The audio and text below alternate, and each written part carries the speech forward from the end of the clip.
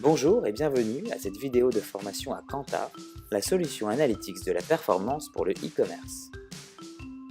Dans cette vidéo, je vais vous montrer comment analyser les temps de chargement de votre site. Vous pourrez ainsi facilement vous benchmarker par rapport aux moyennes et aux bonnes pratiques du marché. Vous pourrez également identifier les pages qui sont déjà rapides sur votre site, ainsi que celles qui nécessiteraient des optimisations. C'est donc naturellement dans la page de scénario web, située ici, sur ma petite planète, ou en haut à gauche sur les ailettes, que je vous donne rendez-vous. Vous verrez pour chaque page le temps de chargement minimum, la moyenne et le maximum enregistré sur la période sélectionnée. Je vous rappelle que vous pouvez naviguer dans le temps en sélectionnant une période prédéfinie ici, ou customisable ici, ou en zoomant directement sur le graphique, en faisant un cliquer-glisser.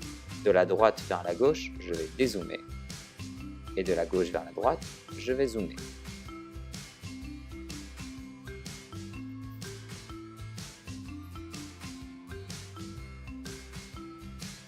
Les pages surveillées s'affichent ici, avec la légende qui vous indique la couleur en question dans le graphique. Les étapes se superposent dans ce graphique ici. Vous avez la possibilité d'isoler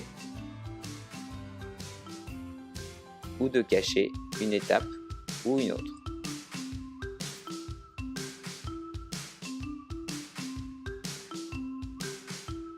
Avez-vous remarqué ici, au-dessus du graphique, un bandeau de couleurs qui ici s'affiche en orange, mais qui peut changer en fonction de la page sur laquelle nous nous situons. Ce bandeau de couleurs est un outil de benchmark. Il vous indique que lorsque vous êtes situé en dessous d'une certaine performance ou au-dessus d'une certaine performance, alors vous êtes situé plutôt dans les bonnes pratiques du marché ou au contraire, vous avez des optimisations à réaliser. Par exemple, sur ce site, la home page se charge en 60 millisecondes, ce qui est très bon. Lorsque je passe ma souris sur ce bandeau de couleur verte, il m'indique que sous 100 millisecondes par page, alors je suis au point qui maximise le taux de conversion. En revanche, si je charge la page panier, je m'aperçois qu'elle est plutôt en orange, voire à certains moments en rouge.